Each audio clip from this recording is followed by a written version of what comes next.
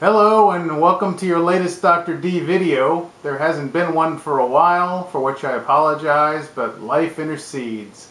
Nevertheless, the topic today is something near and dear to your heart, assuming you shoot in Orange County, California, and that is, how do you make this hobby something that doesn't break the bank? Shooting's expensive. I mean, there's no ifs or buts about it. In order to pay for recurring costs and things, you end up spending money. The question is not whether you're going to spend money, but what exactly do you spend money on? What is a reasonable expenditure? And this video is basically going to cover some things to try to make it more economical so you can continue to shoot. First on the subject matter is a shooting range. In Southern California, you're not really going to find remote areas in which you can shoot, and apparently in years gone by this was not as big a problem. But you're going to have to pay for shooting time. And one of the ways I find a reasonable reduction in that cost is to find a range I like, which I have, and buy a membership there. I buy a yearly membership. One, it keeps them in business, and two, if you go quite a bit, you save money over time. You can alternatively buy range time. They sell it hourly. Most ranges do. I will have a couple of clips of the range at which I do shoot, which is Orange County Indoor Shooting Range. It's in Brea. I don't have any sponsorship by them. I just like the place. The people are nice. It's relatively clean. It has 12 lanes. They don't allow rifles, which doesn't bother me because I primarily shoot pistols. If you have rifles, my understanding is they allow you to shoot pistol caliber rifles, but I would confirm the exact parameters of any range you would propose to buy a membership for or from to make sure it fits your parameters. But I'm going to show you some clips of the range, and then we'll go into some other ways to make shooting less expensive in the OC. Here's the Brea shooting range. Pretty simple looking place.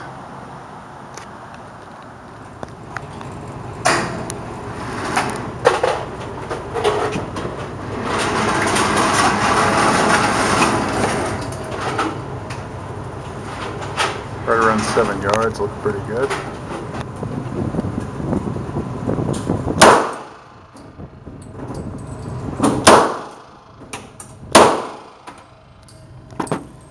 Amongst your earliest considerations when you're thinking about the cost of shooting is the gun.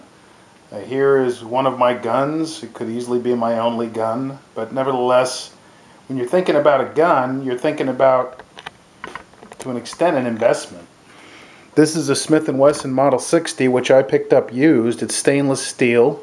It's a good quality gun. I got it for the price of some cheaper new guns, but I got it used. And the reason is, if you get a gun in reasonable shape that will last a long time, you're going to spend less time on broken guns, broken things that you have to get fixed. The other thing about cheap guns is they don't shoot very well, and I'm not really a big fan of missing the target. If you want to shoot cheap in the OC, one of the things you're going to have to do is reduce your recurring costs. In that former segment, what I meant to say and didn't explicitly state is I believe buying a gun makes more sense than renting them at the ranges, although you can certainly do that. Most ranges, if you rent one of their weapons, will make you buy ammunition there, which is going to cost you more money over the long run.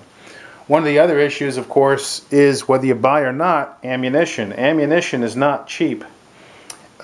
Use of ammunition over time is going to be another recurring cost. One of the ways I've been decreasing that over time lately has been by buying ammunition through online resellers, which some of you see in my YouTube channel reviewed here and there. Well, that option in California is going to become more difficult and very likely more expensive in the next 6 months or so. Come the beginning of 2017, the legislature and governor have now required that that kind of transaction no longer can be simplified by shipping to your home. It will have to be shipped through an FFL dealer, which will undoubtedly come with an increased expense, which they've sold as a safety measure so that you can have a background check.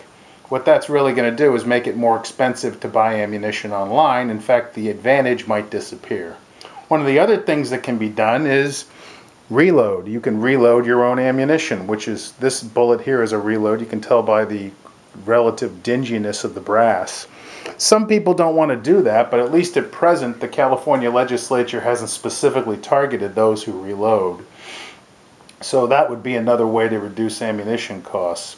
A second issue, although it's not as expensive, but it is a recurring cost, is the targets. The targets you see here are downloaded targets, which I've simply printed on bright paper to make them more visible at my range, and I've downloaded them at freedommunitions.com.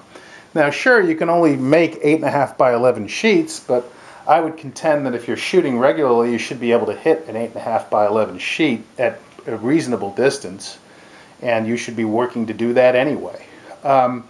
Freedom Munitions is nice enough to put these things online for download. They also sell ammunition. If you're going to avail yourself of that free benefit, I would at least buy some ammunition from them, which I have done myself, such as not to unduly take advantage of them.